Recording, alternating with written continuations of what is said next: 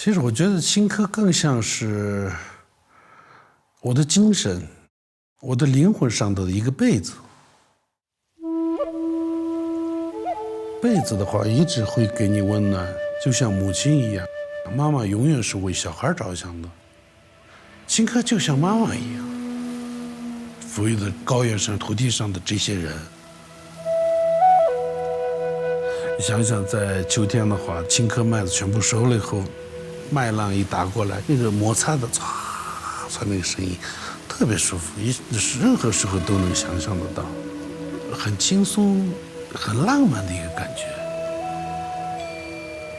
所以我对为什么要做黑青稞，其实还是有一点情感的东西在里头。我觉得那是很古老的一个粮食，这里头可能有祖先的味道在这里头。小孩终将不会吃什么青稞，我惋惜没用啊，所以我就想他有没有更好的方法让小孩子去接受，而不是骂小孩你为什么不吃，你必须要吃，他接受不了他怎么吃嘛，所以就改变了。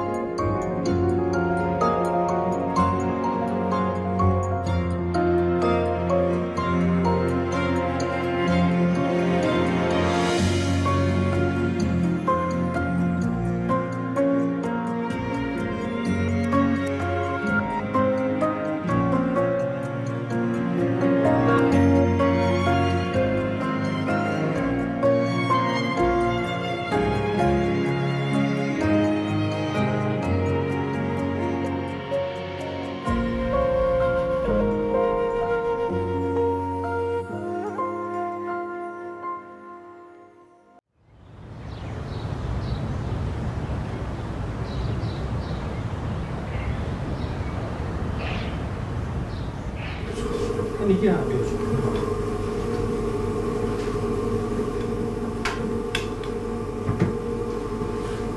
说明这就行。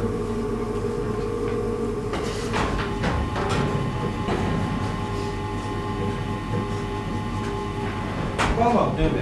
爸爸对。我以前我这个。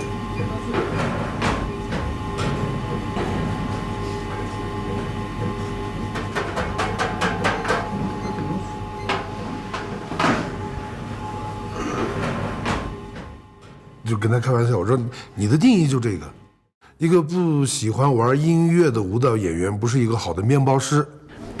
把这三者能够揉在一起做的话，可以做特别好。厨房里面他自己去做菜的时候，他的感觉跟他演出的时候一模一样。他把做饭也当做人生的一种演出一样。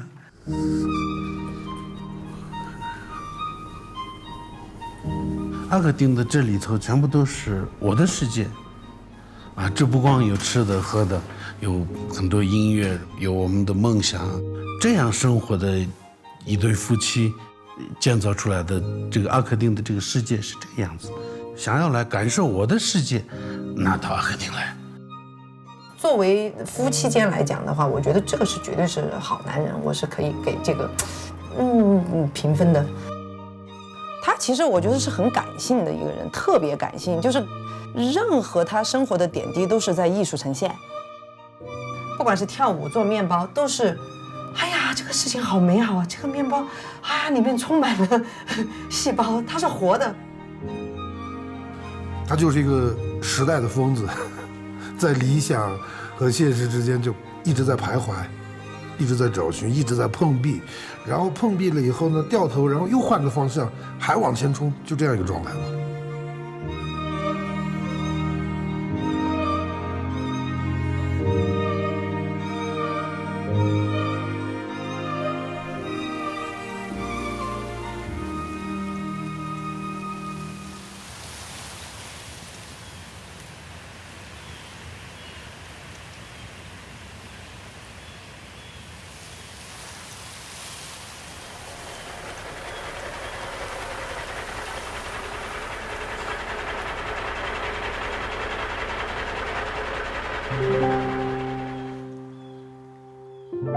江孜第一是西藏的粮仓，然后江孜有特别漂亮的农田，然后中山屹立在中间，非常的漂亮。因为童年在江孜奶奶那边的话都去上班了，只有她一个人。在我们家的话，只有我一个人在家嘛。然后我是中午去奶奶家，把奶奶家的饭全部做好，然后又回来自己家在这儿做饭，然后等他们，都是这样子。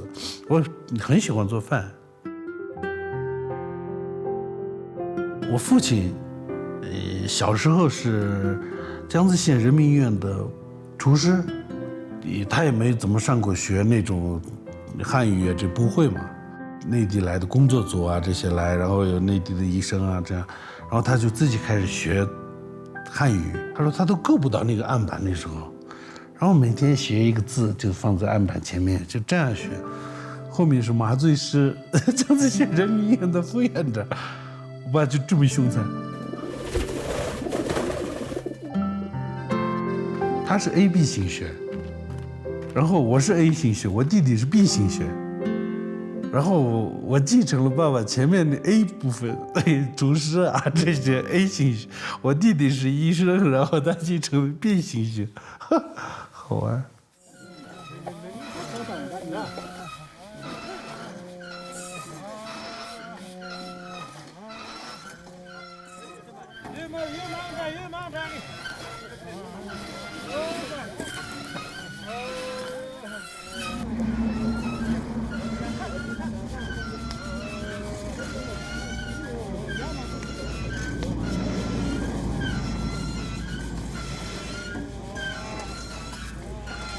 因为家里头整个家族都是医生，藏医的、西医的，什么内科、外科、麻醉，什么啥都妇科啥都有。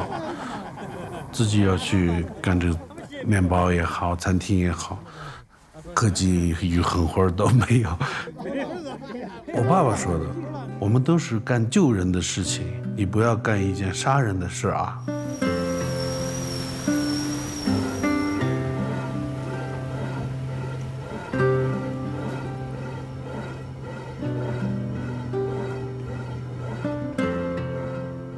因为我父亲是从来不会在外面吃饭。什么是家？孩子任何时候回来就有一口热菜热饭，那叫家。我父亲是这种观点，就是所有东西是他做的，啊，他做的东西好，小孩子吃了，啊，孩子有点笑脸，他就高兴。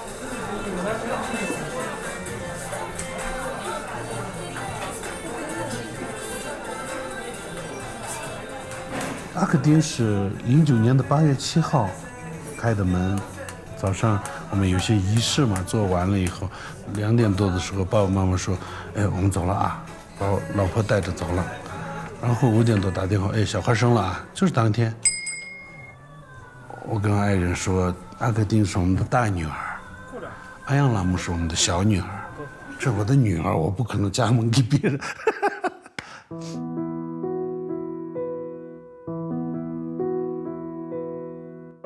阿克丁这3个字的话，我觉得是，我跟我老婆我们2个一辈子要走的一条路，因为阿这个字有一个耳朵旁，有一个口字旁，世间的痛苦也好，欲望也好，就是因为听很多外面的东西，嘴巴乱七八糟说以后从这儿来的，然后到可的话就没有耳朵了，就外界的很多东西就跟我无关了，就修自己了。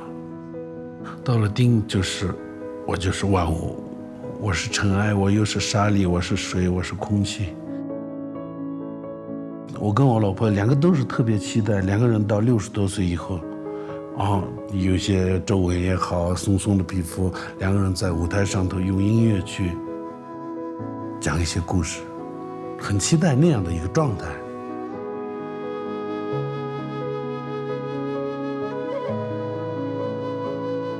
以前他不会做饭做菜都不会，然后要结婚了，他专门花了2个月的时间到处去学菜，然后他做的那个菜就给我吃嘛，挺好吃的那个西红柿啊、花菜，然后还有肉丸子的。也许是因为有这个情感在中间，可以味道更好。我觉得这个很好，我就直接把这个端到店里头，特别好吃。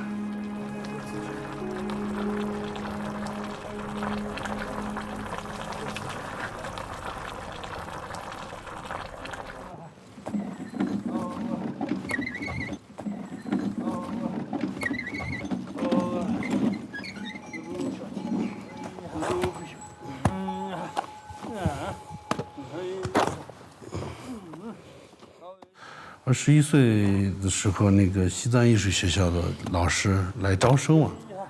结业的时候的那个结业作品，我那个作品叫赛牛粪。这个对藏族人来说是个赛牛粪，肯定会有贼家上扬，那个状态就知道了。晒了牛粪晾干了以后，晒干了可以在炉子里头烧火啊。牛粪是火就是生活的希望。对梦想的希望，对未来所有的希望是那个。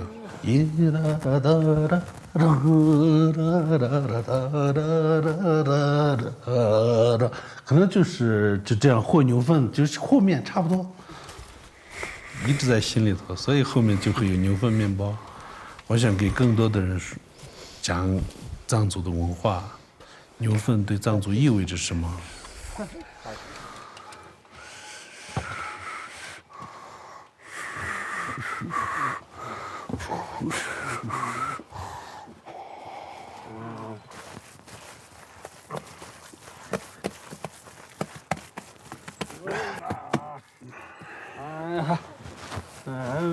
牛粪对于我们整个这个传统的这种文化其实很重要。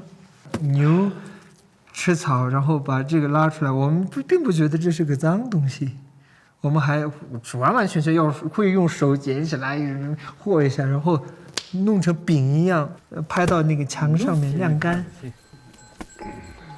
藏北这个区域啊，你取暖靠什么？没有那种木头或者说是什么植被这种没有，然后有什么呢？就是有牛粪。相对很少接触这种的人来说，一说牛粪，那个肯定就是我有排泄物，肯定不好吧？那脏吧？那味道很大吧？就这种。你比如说我们藏族乔迁之喜，就是说你搬新房，或者说是新婚的那个啊，必须要有牛粪。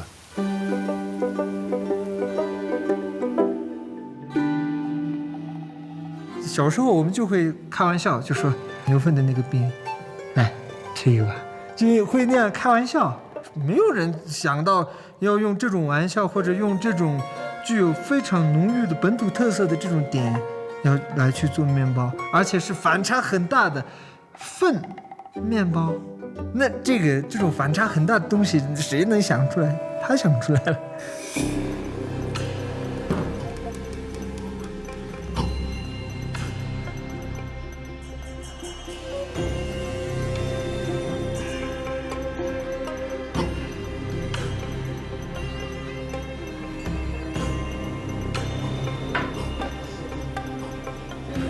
他就说：“哎，我就做了一个牛粪面包，而且那个从外形上什么感觉，就像一坨那牛粪。”惊讶到不至于，我直接笑了，你知道吧？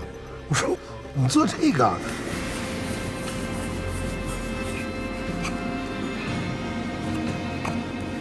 因为他那个真的是模仿的相对很像啊，胖乎乎的，然后而且他那次是做出来刚烤出来那种，还感觉有点冒着热气那种。而且它好玩在哪儿？上面还放一个小的核桃，你知道吧？他说这苍蝇，我说你绝。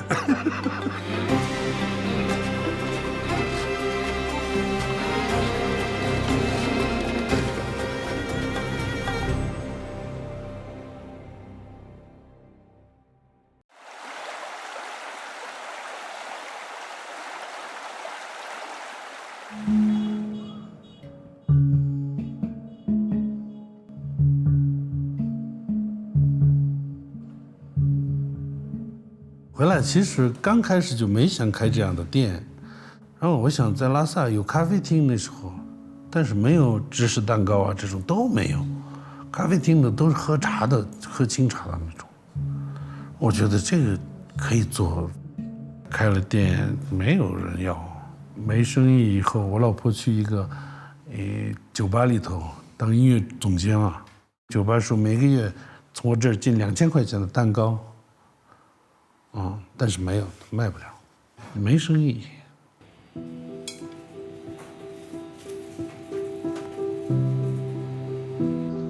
毕竟以前是工资又高，待遇又好，然后一下出来以后又要养一帮人，然后自己又没有收入。我结了婚以后，生完孩子以后的那个第1年嘛，过年的时候，我跟我老婆的所有积蓄加起来1200，现金和存款全部加起来1200块钱。我们不懂做生意，只是想在一起而已。找房子啊这些，说1个月租金600块钱，太贵了，我们不做。因为家里头有一个房子在格萨林卡，那个房子是空着的，然后我们就在那儿做第一个店。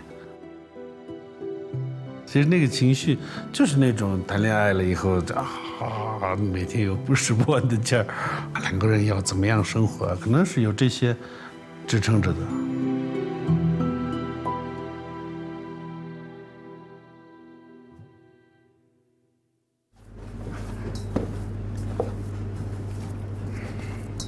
阿克丁，我们开始弄餐厅了以后，我们就想青稞怎么样给他一个更大的舞台，因为现在吃的东西太多了，很多小朋友就不愿意吃这个，因为很多重口味的这种味道，吃过习惯以后，可能那个青稞糌粑的话，他就不愿意吃了，然后说胀肚子呀什么的。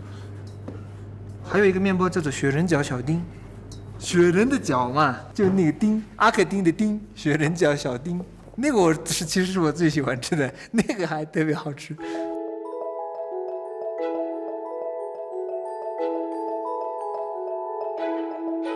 雪人饺小丁的话，就是雪人在深山里头，平时根本看不到，我们能够看到的只有它的脚印。哇，那是雪人的脚印，为什么看不到呢？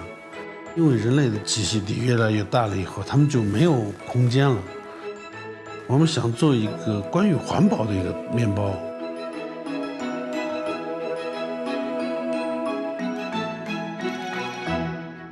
雨露饼干的话，就是一个雨滴，一个健康的食材青稞，然后再加上一个很好听的名字。说雨露的话，肯定是特别干净的，雨露不会有脏的那种感觉，就从天上掉下来的一滴纯净的水，就是这样子。你觉得青稞未来会消失吗？不是消失，我觉得早晚都会消失。再怎么样，当事人该做什么，必须要去做。那我们人终将也要死去，那干嘛不生下来就死了？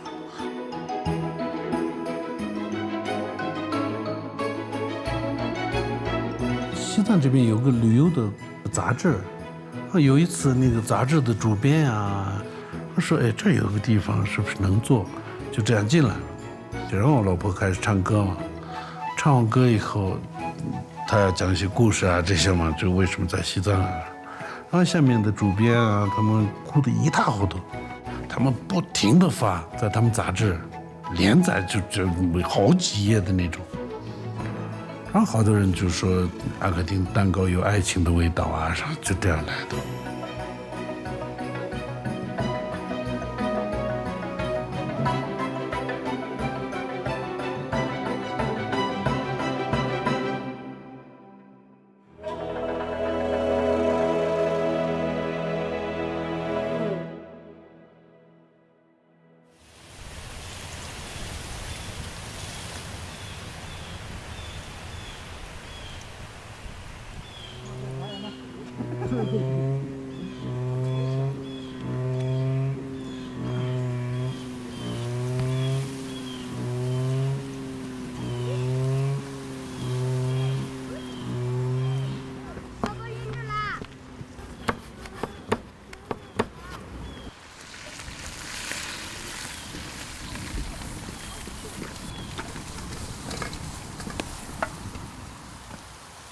在拉萨的话，我是8次；我回到江孜，我是尼木次日拉和唢呐的孩子。整个城市里头，认识我的人，人家一说你是谁，哦，你这拉的孩子哦。在江孜，我是我父亲的孩子，在那个家庭里头，父母把我养这么大，整个那个世界是我父母的世界。我们小时候就是每天早上这醒过来，阿妈全部都呼噜呼噜就，全部都就是那个青稞糊糊嘛，就呼噜呼噜是吃的时候的那个声音。我们都是有一个勺子，就是挂在脖子上的，一直是挂着像项链一样。然后吃饭的时候，这个一拿，哎，家里的那个炉膛，哎，奶奶在那讲故事，几个小朋友围着在那坐着。就那种感觉特别棒。现在这种一个塑料的椅子醒碗里头叫个外卖，感觉失去了很多东西，你再努力也找不回来。